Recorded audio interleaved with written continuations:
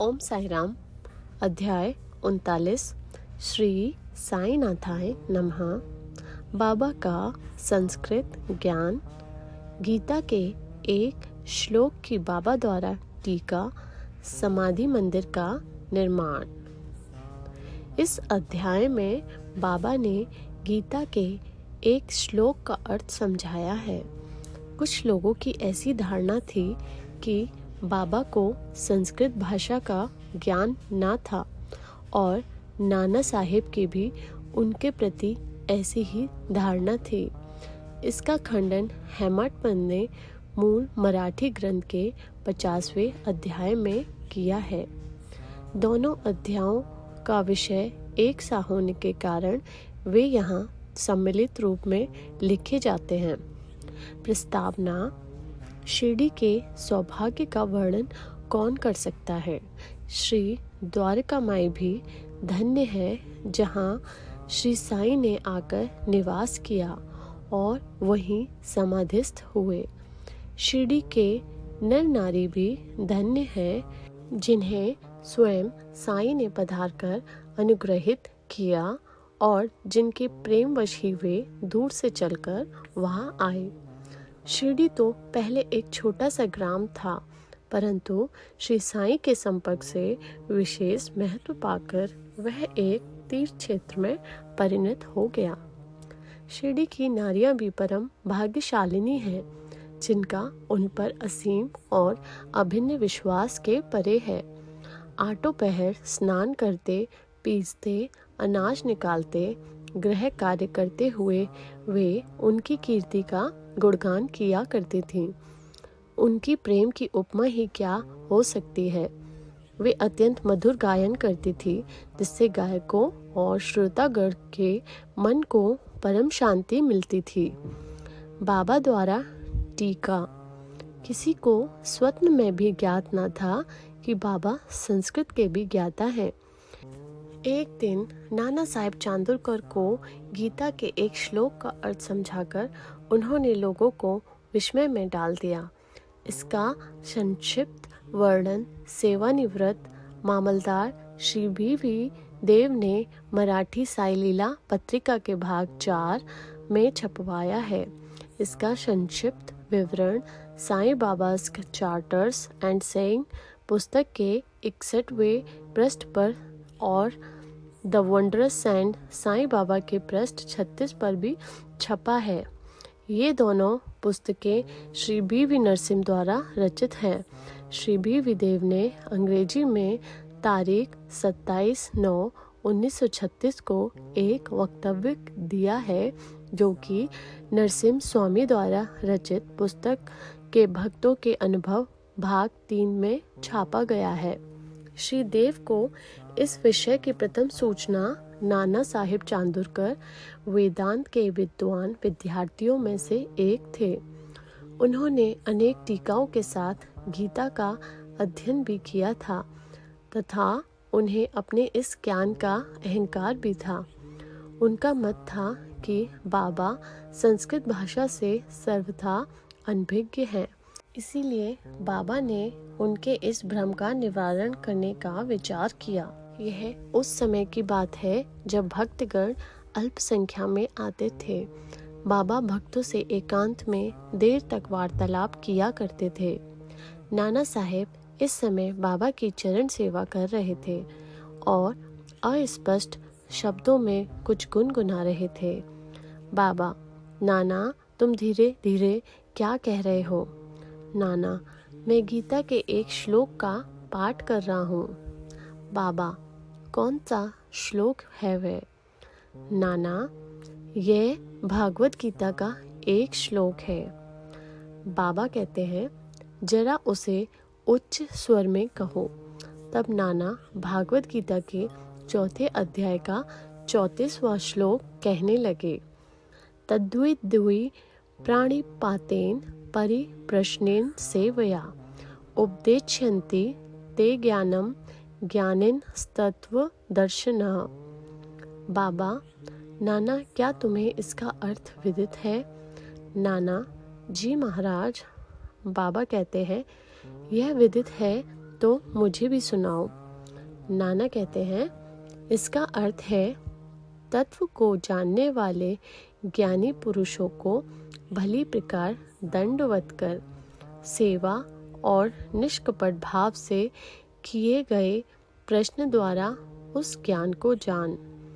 वे ज्ञानी जिन्हें ब्रह्म की प्राप्ति हो चुकी है तुझे ज्ञान का उपदेश देंगे। बाबा कहते हैं, नाना, मैं इस प्रकार का संकुल भावार्थ नहीं चाहता।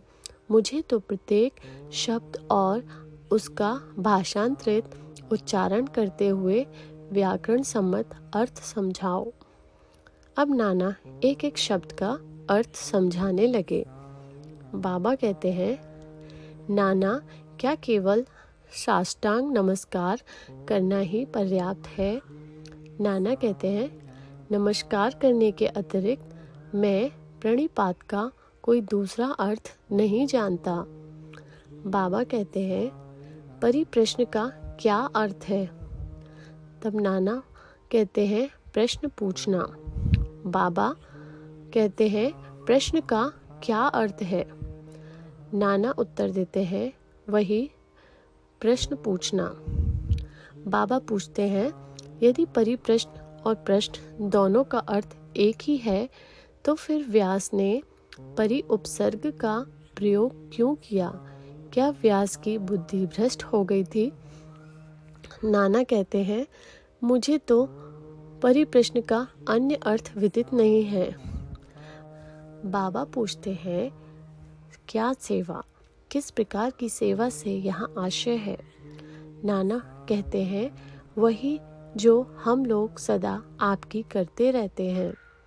बाबा पूछते हैं, क्या यह सेवा पर्याप्त है?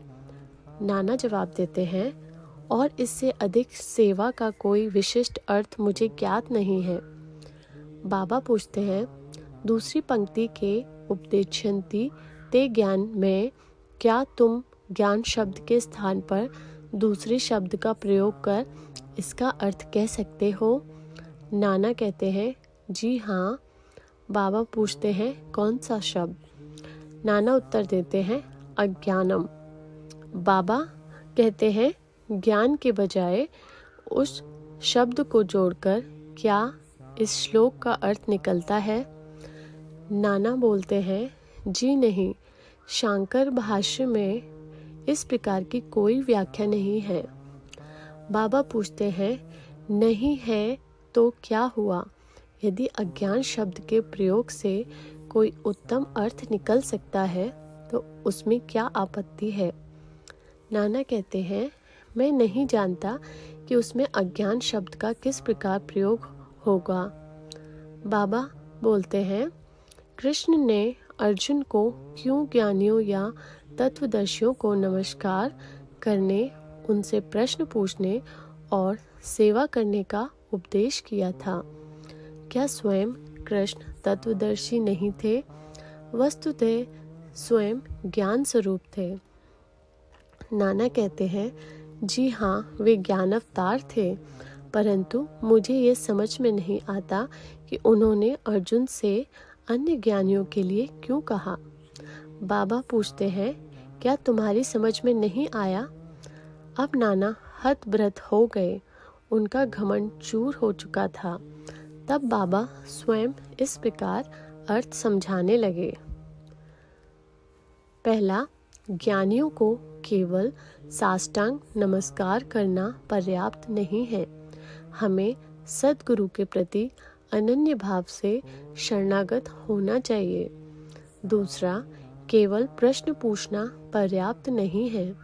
किसी कुप्रवृत्ति या पाखंड या वाक्य जाल में फंसाने या कोई त्रुटि निकालने की भावना से प्रेरित होकर प्रश्न नहीं करना चाहिए, वरन प्रश्न उत्सुकता पूर्वक केवल मोक्ष या आध्यात्मिक पद पर उन्नति प्राप्त करने की भावना से ही प्रेरित होकर करना चाहिए।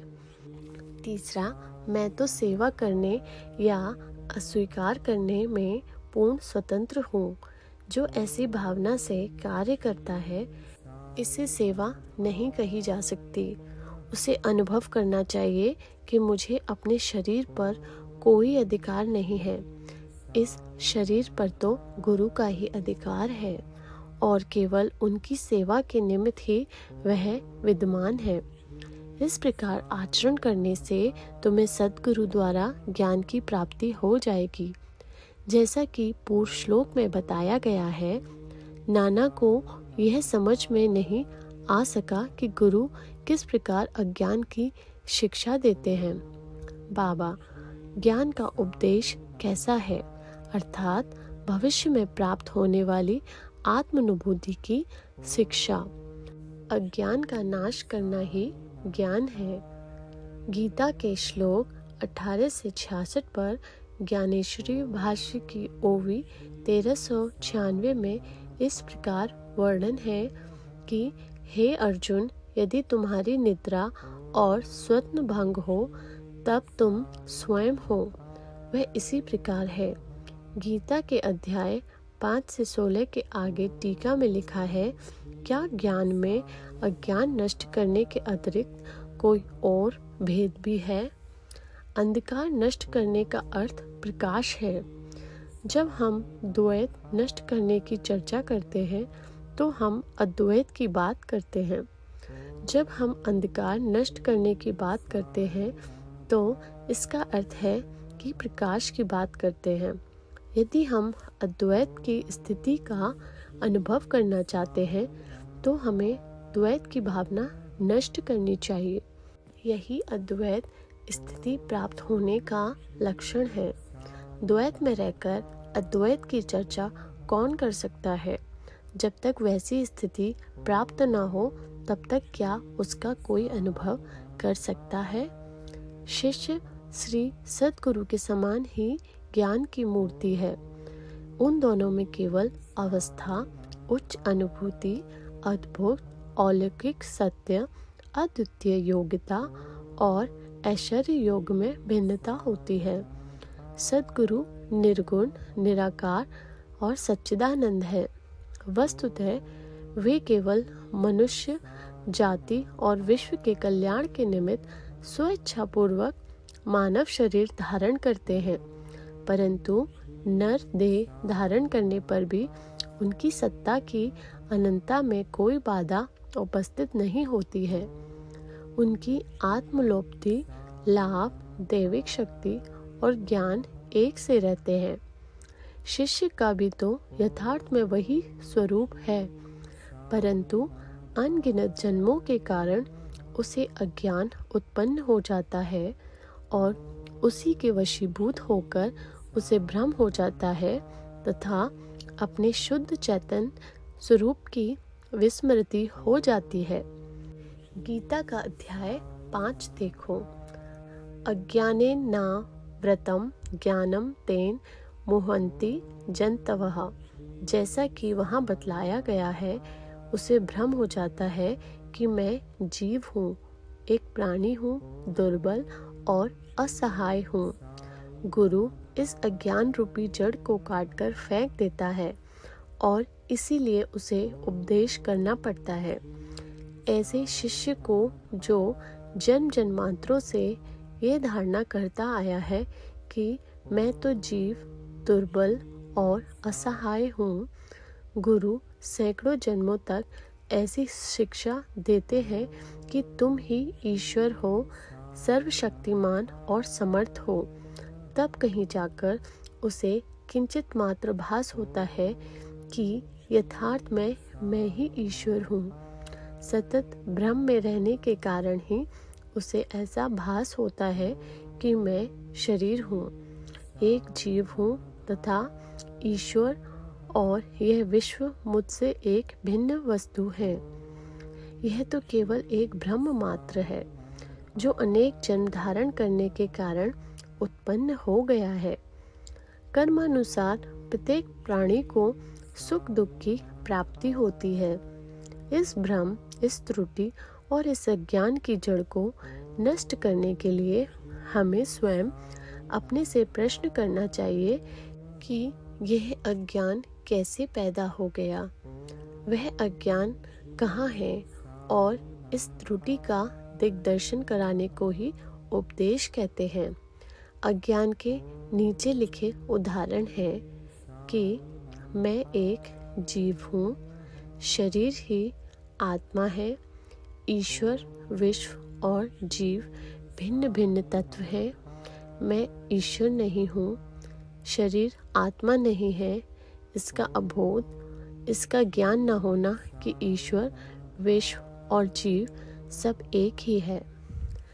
जब तक इन त्रुटियों का उसे दिग्दर्शन नहीं कराया जाता, तब तक शिष्य को यह कभी अनुभव नहीं हो सकता कि ईश्वर, जीव और शरीर क्या है, उनमें क्या अन्योन्याश्रित संबंध है तथा वे परस्पर भिन्न है या अभिन्न है अथवा एक ही है। इस प्रकार की शिक्षा देना और भ्रम को दूर करना ही अज्ञान का ज्ञानोपदेश कहलाता है। अब प्रश्न यह है कि जीव जो स्वयं ज्ञान मूर्ति है, उसे ज्ञान की क्या आवश्यकता है। उपदेश का हेतु तो केवल त्रुटि को उसकी दृष्टि में लाकर अज्ञान को नष्ट करना है। बाबा ने आगे कहा, प्राणीपात का अर्थ है शरणागति। शरणागत होना चाहिए तन, मन और धन से, अर्थात अनन्य भाव से।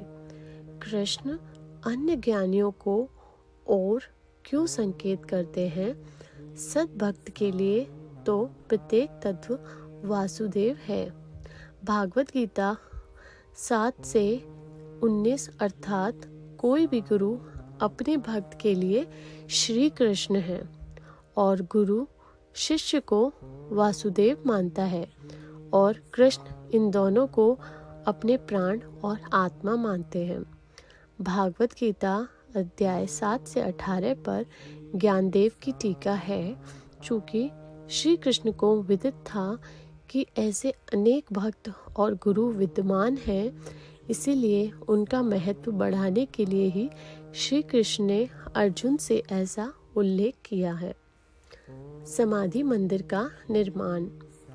बाबा जो कुछ कराना चाहते थे उसकी चर्चा वे कभी नहीं करते थे। प्रत्युत आसपास ऐसा वातावरण और परिस्थिति निर्माण कर देते थे कि लोगों को उनका मंथर परंतु निश्चित परिणाम देखकर बड़ा अचंभा होता था।